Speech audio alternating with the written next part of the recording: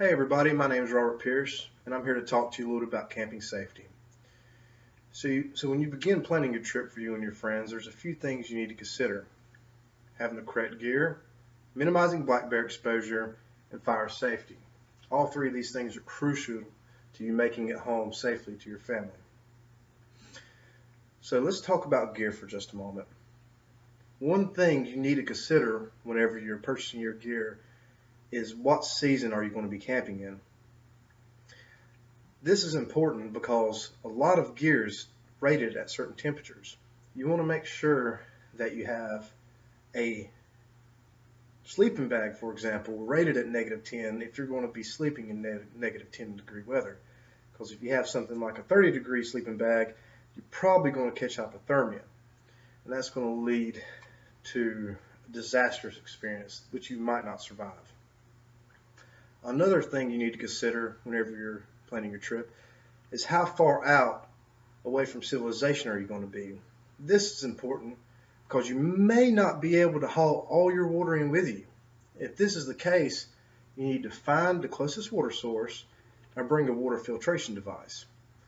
This is important because water out in the wilderness is filled with bacteria. This bacteria can make you sick and lead to dehydration. Dehydration can lead to you not making it out of the wilderness alive. You also need to make sure you have enough food for your trip, because if disaster does strike, you need to make sure you can survive.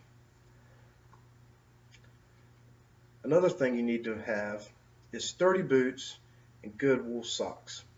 Wool socks are important because they are moisture wicking, and they'll pull the moisture away from your feet and keep your feet from getting what they call trench foot.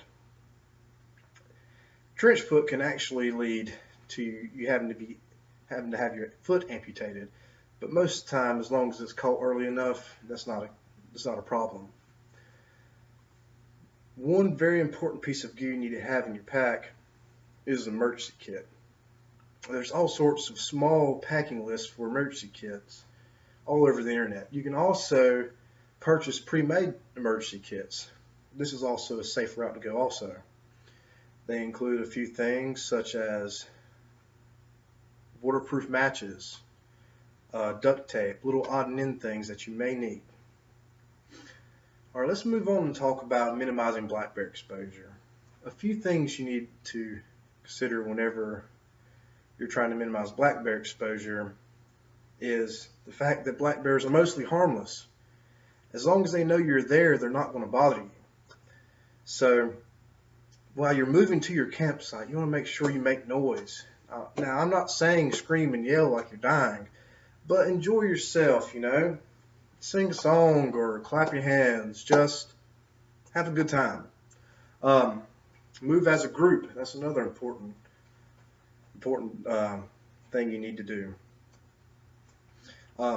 So when you choose your campsite, one thing you need to consider is, are there any food sources nearby?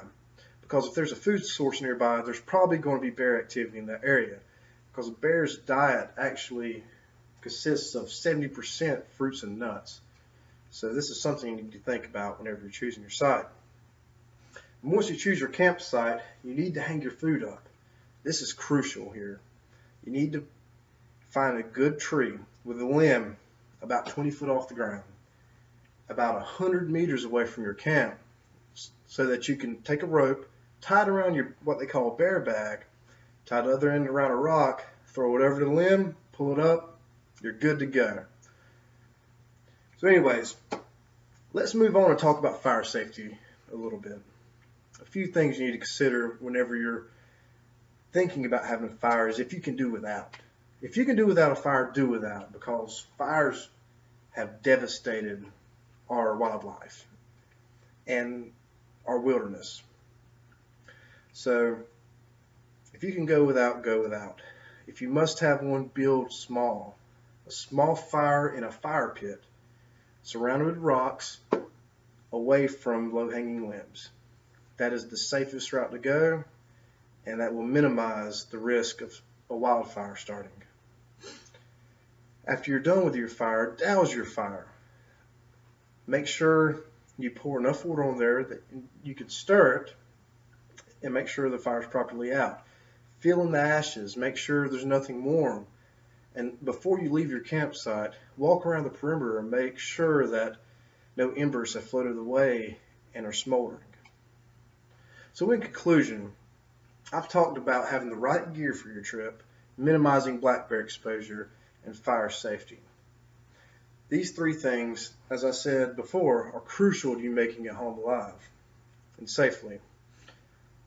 There's one more thing that I would like to say before I leave you all, is leave no trace behind. That is big.